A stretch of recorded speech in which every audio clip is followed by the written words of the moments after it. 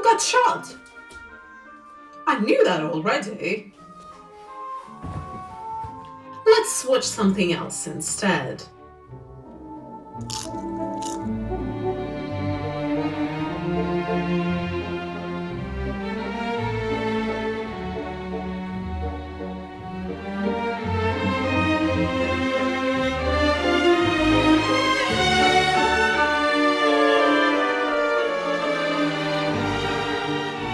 I wanted to go into this video with the broadest mind possible. My default setting is that a book is always going to be superior to the movie adaptation, but that does not mean that the movie adaptation cannot be good, both on its own and in relation to the source material. I think the Lord of the Rings trilogy has proven that quite nicely for all of us, both as its own piece of art and as an adaptation of Tolkien. Today, I've selected a few foreign adaptations, mostly from the US and UK, of Russian classical books, and I've also gone modern instead of classical Hollywood. Russia these days just produces one crappy adaptation after another. In the last 2 years, they've done awful adaptations of Eugene Onegin, The Master and Margarita, and The Crime and Punishment, so Russian cinema is not doing very well. Besides, it's that more interesting to see how foreigners actually adapt Russian books. Apparently, there are quite a few interesting, Japanese movies based on Tolstoy and Dostoevsky that I need to look into, specifically Kurosawa. So let's talk about these movies. I don't have a particular format to follow here, we'll go on vibes. Is the adaptation faithful? Was it trying to be? Have they made interesting choices in the adaptation? Or have they at least managed to portray the author's idea? I'm not gonna recap the plot here, so maybe general knowledge of either the book or the movie is required. And also, I'm not gonna go full spoilers, but I will maybe be hinting at some. The list is also in no particular order.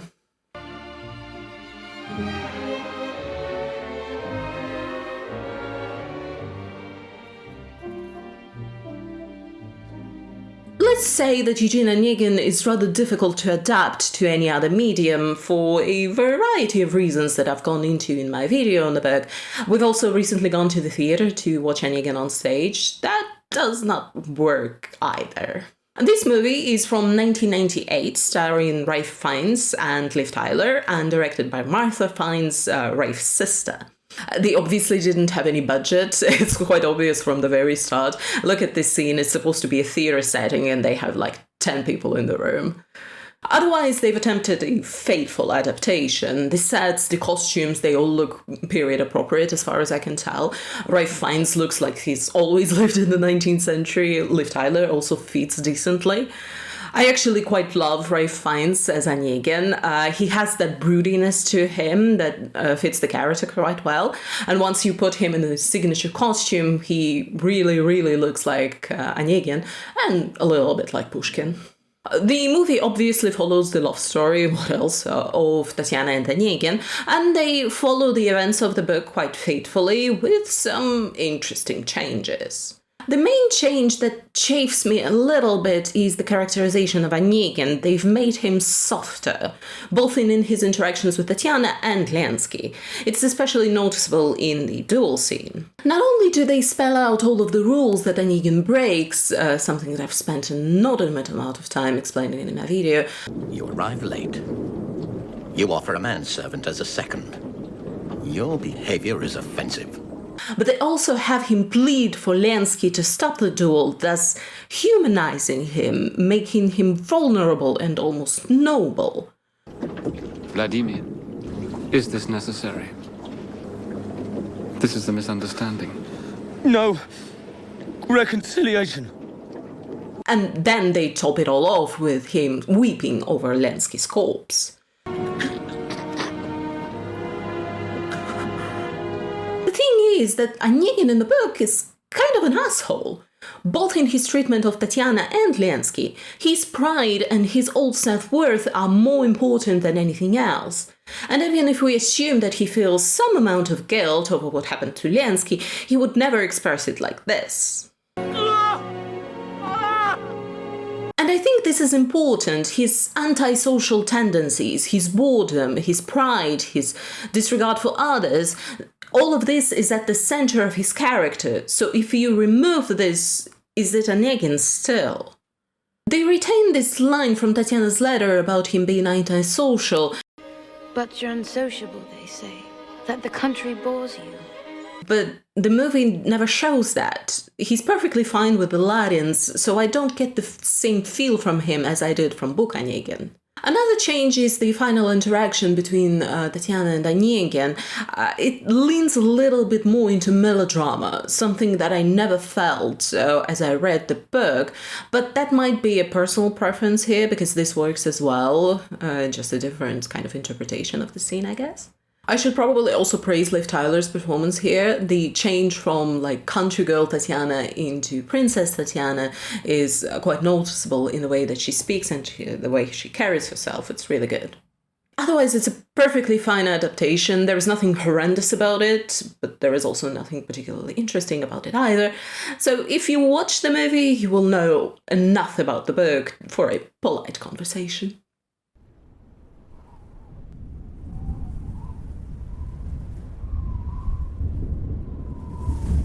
This movie from 2016, starring Florence Pugh, is an adaptation of Nikolai Liskov's Lady Macbeth of Mtsensk. This adaptation moves the location from Russia into England, but doesn't change much in terms of plot until the very end, that is. Both Catherines fall in love with a member of the staff and commit a series of murders to keep them together. However, book Katerina and movie Catherine meet very different ends. I talked about this in my video on the book, but what this movie does is that it provides a slightly different characterization of Catherine and her love interest that in turn allows for these different endings for the character. Book Katerina's main motivation is her boredom that is then replaced by her all-consuming passion for Sergei. Movie Catherine is bored as well, but she's also mistreated by her husband and her father-in-law, so we might be very much tempted to even agree with her on some points. But then they also flip the love interest's character, who in the beginning is a total douchebag, leaning in kind of rapey territory, really. And genuinely, who finds this attractive? But then they also try to humanize him, giving him a tone of remorse, thus dehumanizing Catherine, who feels very little of it. And that leads to the main difference when both Catherines are found out and how differently they handle the situation. This is not the case of who did it better. Both endings serve the different versions of Catherine quite nicely. It's just an interesting insight into how the same character can be portrayed and adapted differently. As far as the movie goes, it's one of those slow character studies movies, so at times it can appear to be quite boring, if not for an occasional sex or murder scene. This is also an indie movie, so they didn't have much in terms of like costumes or sets or general cinematography. Florence Pugh is really good in it. I think she won some award for her performance in this movie, but for whatever reason, I couldn't stop imagining Elizabeth Olsen in this role. That might be because of that Teresa Raken movie that she was in that has a very similar plot. I don't have much to say about this movie. It's a good movie and it's a good adaptation. I'm not a big fan of Chekhov's plays, I much prefer his short stories. The literary researchers have convinced themselves, and the rest of the world by extension, that Chekhov is being innovative in the way that he writes plays, because he does not really follow the general rules for the dramatic arts.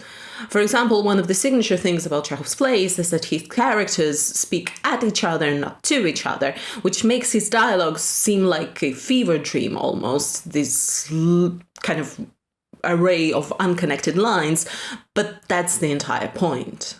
Chekhov often pushes significant events off stage. For example, an attempted duel between Treplev and Trigorov happens in between Act 2 and 3 and only is known to us through a line of dialogue mentioned in passing. The movie tries to make the story a little tighter, the dialogue flows a lot better, some of these weird lines are retained but not to an overwhelming degree.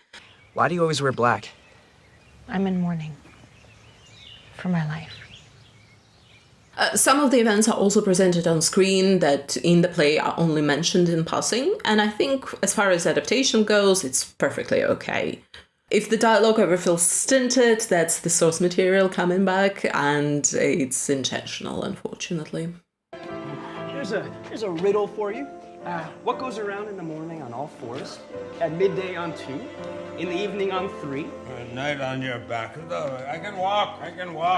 About the only thing that I didn't like about the movie is the structure of it. It opens with the start of Act 4, and then is forced to rehash it once again once the story comes back to it, quite literally repeating shots. I don't like that. And I think there is a better way of doing this structure if you really want to do it.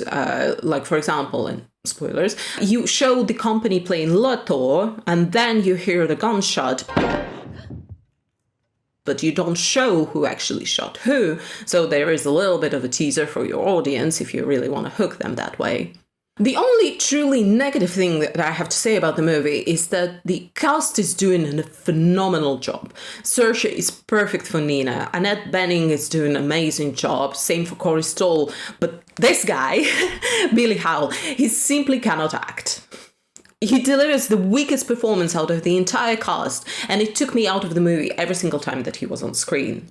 Saoirse is acting her butt cheeks off here, and he is bland. He's given nothing, and it's not good.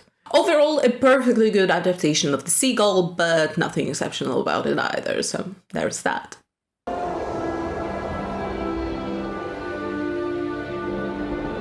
The things I put myself through for this channel, though. I've watched both adaptations of Lolita, neither is good. They're bad in their own special ways. Stanley Kubrick was audacious enough to try and adapt this controversial novel in the 1960s, and some of the problems with the movie stem from the time period, as the code at the time didn't allow the portrayal on screen of the very things that at the core of Lolita, a sexual relationship between an adult and a minor, and the subsequent abuse. Consequently, the movie cannot even properly hint at what's going on between Lolita and Humbert. It reads like the fade to black comes in a little bit too early, like we cut away a few sentences before we needed it to. You mean you never played that game when you were a kid? Oh, no. Alrighty then.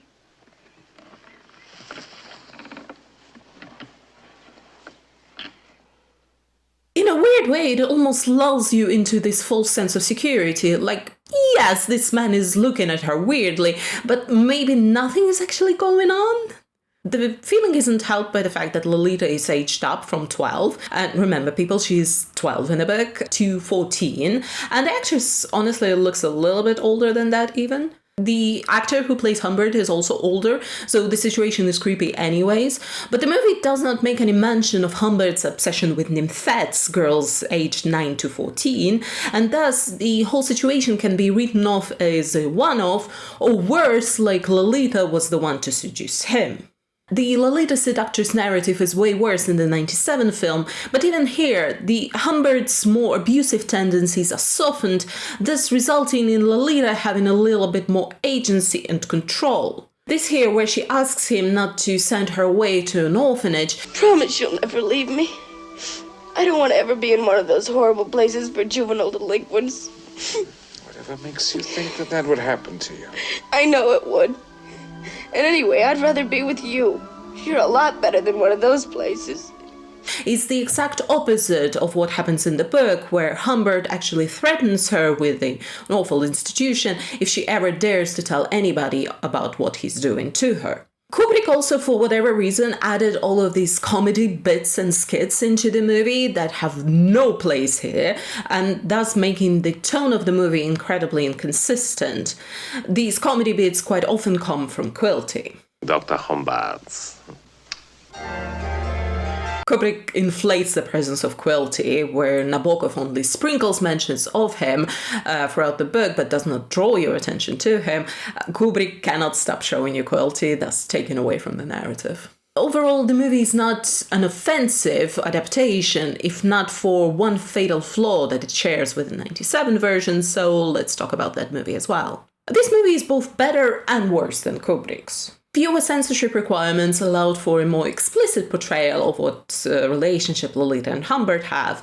The movie also follows the events of the book a little bit more closely, rarely adding or removing anything significant. This movie is a much more uncomfortable watch.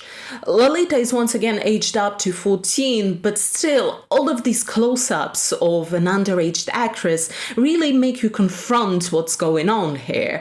They force you to watch her through Humbert's eyes, and I never wanted to do that. The book was bad enough, I never needed a visual. One could argue that this uncomfortable feeling and the ickiness of it all is the point, but the problem is that this movie, just like Kubrick's, is unwilling to view Humbert as an abuser. It is a weird thing to say, but there are two factors at play here. Book Humbert is a lot more explicitly abusive towards Dolores, not only in their intimate interactions, but in general as well. He restricts her movements, controls her every move, and he's also physically and verbally abusive. The movie gets into it, but not enough. But what is worse is the characterization of Lolita. This movie fully leans into the Lolita seductress narrative, if not fully creates it. It constantly puts her in these overtly sexual positions, and it also has her initiate almost all of their intimate interactions. In the book, Humbert is constantly seeking contact with her, while in the movie she is the one to always be touching him. The best example to illustrate the point is this scene here where Lolita seduces Humbert into increasing her allowance, where in the book Humbert resorts to buying her affections and Lolita manages to increase her allowance by denying him. You see the difference? The fatal flaw for both of these adaptations, however, is not even the Lolita seductress, although that's been awful on societal level, creating this wave of underage / barely legal girls and media sexualizing them, so that's not good. The fatal flaw on an adaptational level is the fundamental misunderstanding of the book. I raged about it in my video on the book, how this story is treated as a love story by so many people, occasionally Nabokov himself, but Nabokov also did another thing here. He wrote the novel from the point of view of Humbert, who within the story is writing it as he awaits trial, and this memoir almost serves like his exculpatory evidence. Thus, Humbert is an unreliable narrator. You cannot trust him. And yet, this important element of this being Humbert's account of the events is lost in both adaptations, so we as viewers are expected to watch it straight. If you introduce this unreliable narrator element, then even Lolita seductress might work, because Humbert might very well view her like that. That's what we see in the novel, but in the novel we know not to trust him. And there as well, sometimes Dolores' real voice breaks through, like this line here where she actually tells him what he did to her was abuse. Well, what'd you expect? I was a daisy fresh girl, and look what you've done to me. I should call the police and tell them that you raped me, you dirty old man. But then the movie has her laugh it off.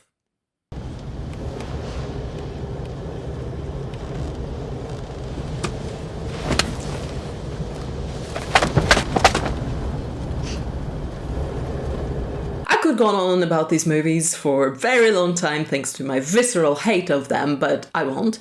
The main takeaway is that these movies may follow the events of the book more or less faithfully, but they fail at portraying what the book was actually about, and that makes them terrible adaptations.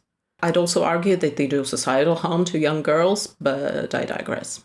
Really, don't watch these movies, you're not missing anything. I wish I could purge the 97 movie from my mind.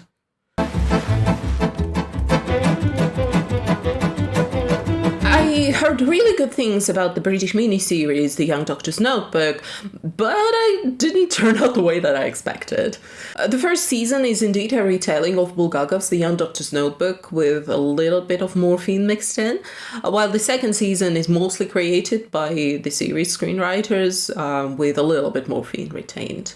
Combining the two books is not a terrible idea. Both are semi-autobiographical for Bulgakov, depicting his own experience working as a young doctor and his addiction to morphine, so why not? Also having John Hamm playing the older version of the Doctor to the younger version of him played by Daniel Radcliffe, and him appearing as visions to him to facilitate the inner monologue is an interesting touch, although I'm not sure if I like the storyline that they've selected for the older Doctor.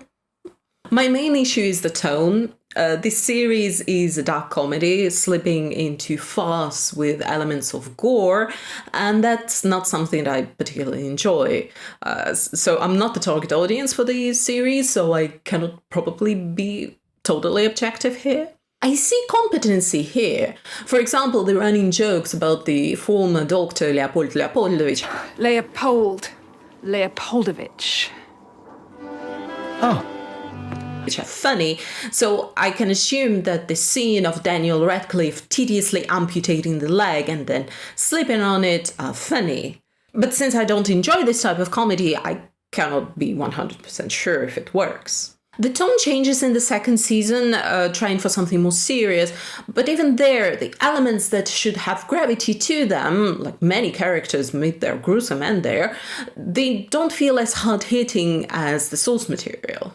And again, I'm not a purist. I'm not here to say that this is a bastardization of Bulgakov's works. No, you can do this. You can experiment that way. It can be a take on the story. The thing is that Bulgakov's works are incredibly sincere, where the Notebook is a little bit naive but uplifting because the Doctor does manage to help quite a few people, where the Morphine is this terrifying account of descent into addiction and how it does not have a happy ending. This adaptation is not trying to do either. The Doctor seems to grow more cynical as he goes, and even his addiction is portrayed as being more lighthearted than it actually is. The consequences for it are severe, and yet I don't feel it as much.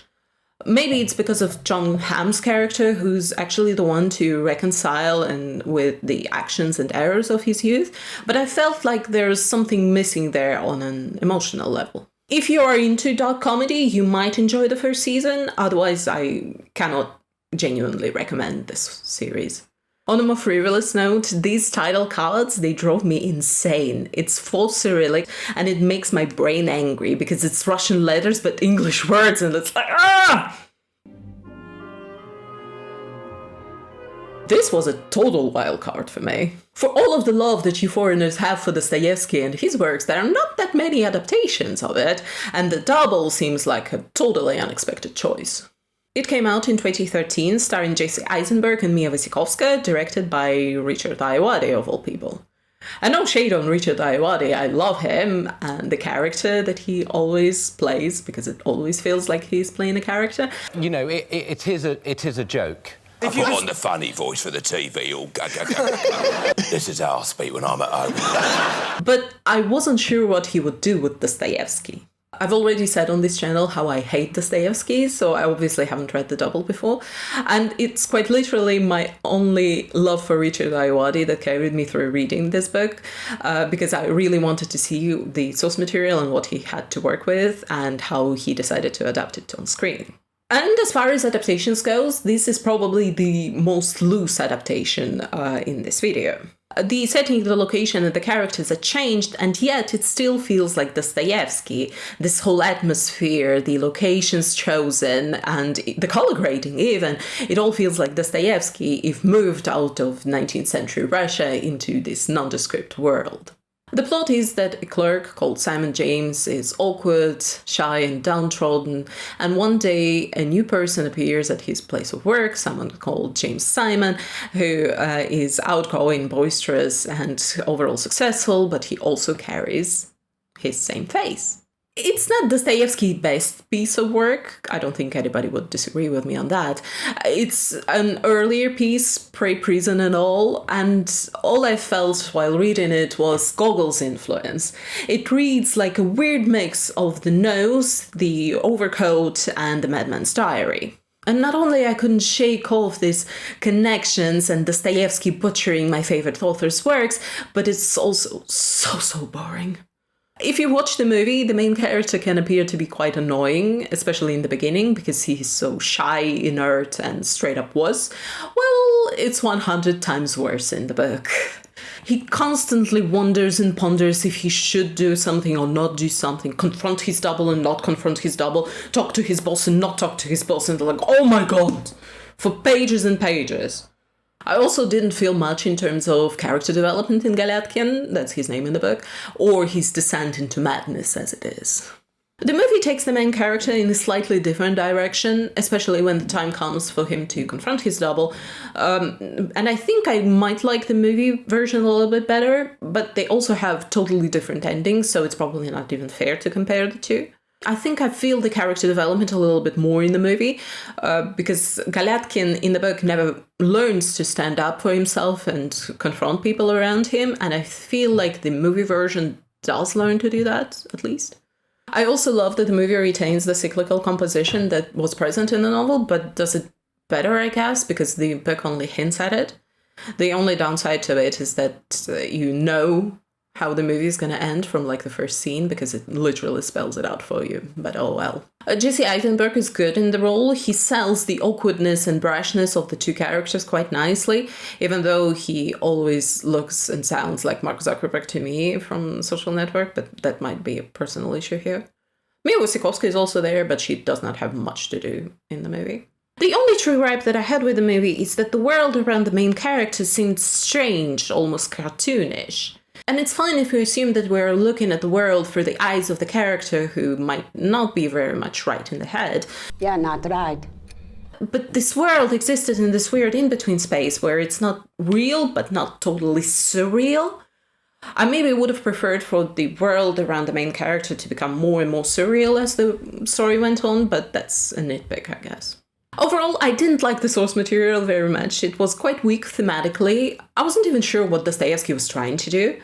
This motif of duality appears in many of his stories, so he was looking for something there, but I'm not sure that he found it.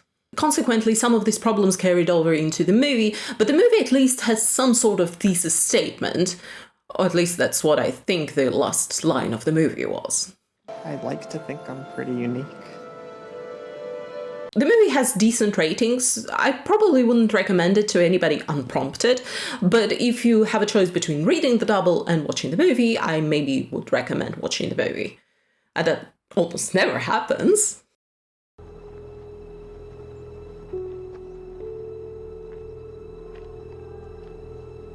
I read Dr. Zhivago last year, and I cannot say that I particularly loved it, but it is a significant book in the history of Russia, so I will keep that opinion to myself. Dr. Zhivago was made into a movie a couple of times already, notably by David Lynch in 1965, but the most recent foreign adaptation is the 2002 two-part movie starring Keira Knightley. This movie, I feel like, exemplifies the type of adaptation where they repeat the events of the book, but totally miss the emotion behind them, if not the entire meaning. The movie follows the chronology of the book, as meandering as it is, but I feel like the book was not really about the plot. Pasternak was a poet first, so for me it was always about the emotions, the atmosphere, his attempts at philosophy of life. Like this scene here, Zhivago arrives in his former home in the middle of nowhere, and I remember this moment in the book, the fear, the desperation, how every bit of food and livelihood that they get is for hardship. There's this air of desperation almost. While in the movie they breeze past it, since the movie is only concerned with getting Zhivago into the village so that he can reunite with Lara. Similarly, I never felt that the love story was central to the plot. That may be my own personal failing in reading it, but for me it was always about Zhivago, about this class of people that have no place in this new country, and how this new country doesn't even know what it is just yet. It was more about this. I wanted to make a world where innocence and virtue were compulsory. All I did was to spread a lot more misery. Waste a few thousand lives. And after everything, I'm hunted like an animal, and the Komarovskis of this world are still running it for their own pleasure. And not this.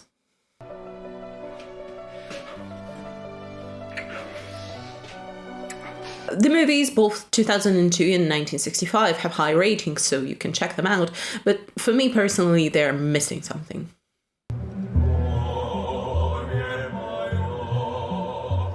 Ah yes, where would we be without Tolstoy?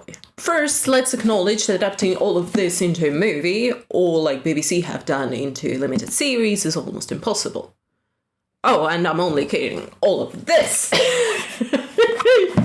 All of this! Can you tell that I studied hard in school? War and Peace, just like Ogres, has layers. The two obvious ones are right there in the title. Tolstoy sets off to depict the period of Napoleonic Wars and the battles that took place both on Russian soil and abroad.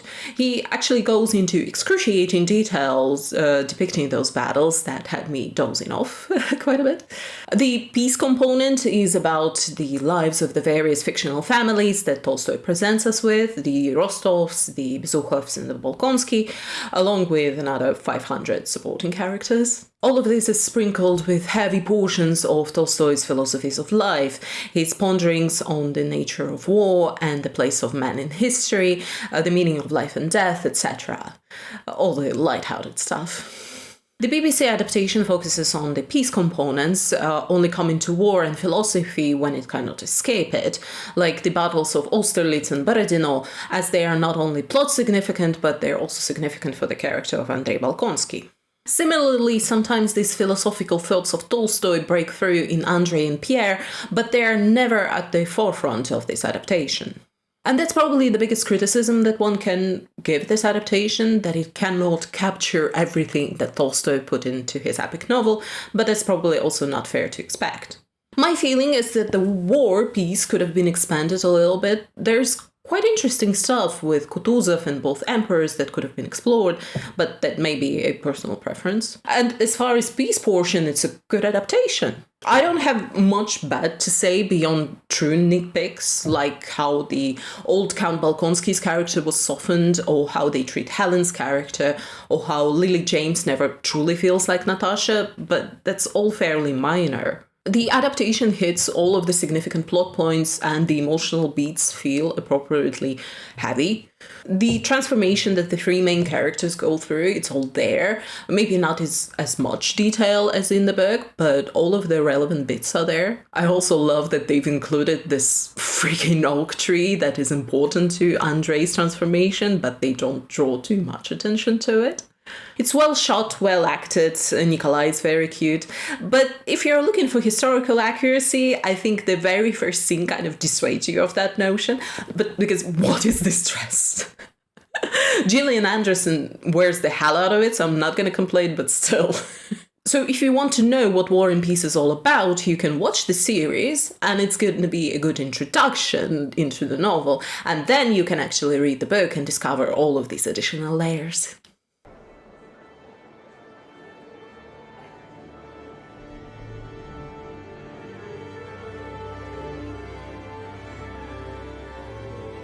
Now, listen, you might have noticed that I'm not pretending to be objective here, but I absolutely love this movie. As you've seen in this movie, some adaptations try to stay true to the source material, others try to make creative decisions to try and tell the story that they want. What I love about Anna Karenina is that Joe Wright is not trying for realism while also staying true-ish to the original. The sets are intentionally theatrical, and look at this, I think it's brilliant. They are literally on stage. They also use these sets kind of in creative ways, like here where Stiva and Levin go through the rafters, or these cool transitions that he does.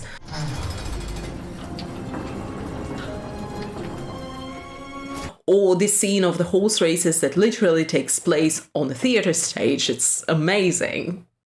So if you get on board quickly and suspend your disbelief, you can appreciate these creative decisions that Joe Wright makes with his sets and atmosphere.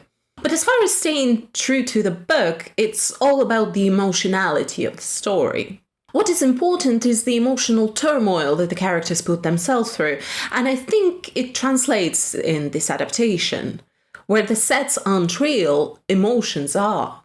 One thing that I need to mention as far as adaptation goes is that Joe Wright leans into the love story of Anna, and with good reason really, that's the most compelling storyline, the juiciest one, and he still retains the juxtaposition of Anna and Vronsky with the Levins. However, there is a lot less Levin in the movie than there is in the book. Levin is author's self-insert. He's the one who translates all of Tolstoy's thoughts and ideas, so the second part of Anna Karenina, the book, is more about Levin than it is about Anna. Most adaptations downplay Levin, and I cannot fault them really. I don't like Levin. But this Levin is nice, and subsequently he's least true to the book in this adaptation. His edges are softer, he's more introverted, more kind, more quiet, and his connection with Kitty is that much more believable. Book Levin is a lot less likable. I also think that the central trio are doing a really good job. Keira Knightley, Jude Law, and Aaron Taylor-Johnson, they're all solid. If you have issues with Keira's performance, keep in mind that the book Anna is way more unhinged, and this one is almost level-headed by comparison. I also appreciate Joe showing us a period of bliss for Anna and Vronsky. That's mostly glossed over in the book, jumping straight to them having problems. And I think that might be intentional because Tolstoy condemns this relationship, but I also appreciate seeing the good before the bad. This scene, by the way, my absolute favorite one. In the book, it's done entirely from Kitty's point of view, so we only feel her hurt and betrayal.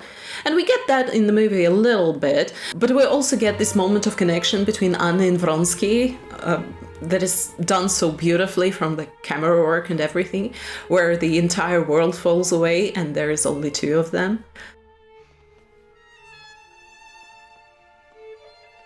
It takes my breath away every single time.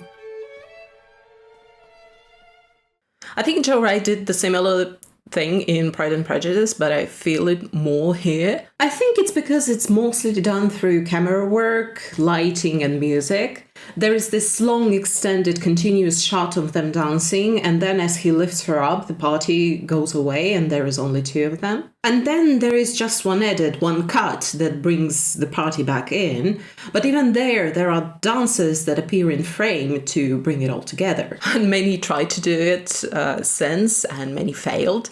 Most recently in Bridgerton, but editing in season 3 of Bridgerton was terrible anyway, so par for the course. One scene I think Joe Wright stumbles a bit is the pivotal scene where Anna throws herself into the train. There's nothing strictly speaking wrong with it, but that's where maybe the medium is the issue. In the book we get pages on pages of Anna's inner monologue as she travels to the station, this noise in her head, the cacophony of voices that she cannot make the sense of that ultimately pushes her over the edge. My another favorite adaptation of Anna Karenina, the Bolshoi Ballet, does it a little bit better, because there is this mayhem on stage. All of the dancers are there performing different numbers, and the music builds and builds, and there is Anna at the center of it all, and you feel the emotion behind it.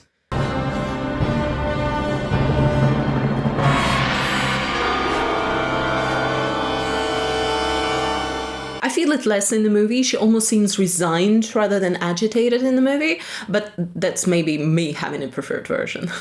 Overall, is it a good adaptation of Anna Karenina?